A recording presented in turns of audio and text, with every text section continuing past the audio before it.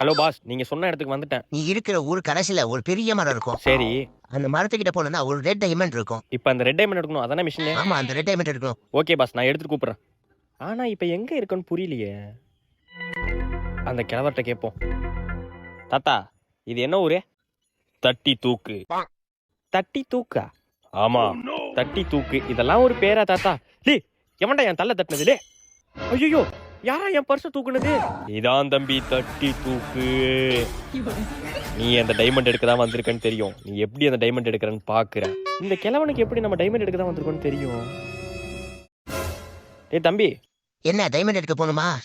ஆமா தம்பி, உனக்கு எப்படி தெரியும்? அதெல்லாம் நீ கேட்க கூடாது. உனக்கு டைமண்ட் எடுக்க தானே போகணும். ஆமா தம்பி. நேரா போய் லெஃப்ட் போ. சரி. அங்க ஒரு பஸ் வரும். பஸ் ஒரு நாளைக்கு ஒரு தடவை தான் வரும். ஒரு நாளைக்கு ஒரு தடவை தான் வருமா? ஆமா, ஒரு நாளைக்கு ஒரு தடவை தான் வரும். அந்த பஸ்ஸை நீ புடிச்சா நேரா மரத்துக்கு போயிடலாம். சரி தம்பி, தேங்க்ஸ்ரா தம்பி. இங்கே தானே பஸ் வரும்னு சொன்னா. பஸ் வருது. அண்ணா இங்க இங்க இங்க. இந்த பஸ் ஒரு நாளைக்கு 10 தடவை வந்தாலும் ஏற முடியாது போலயே.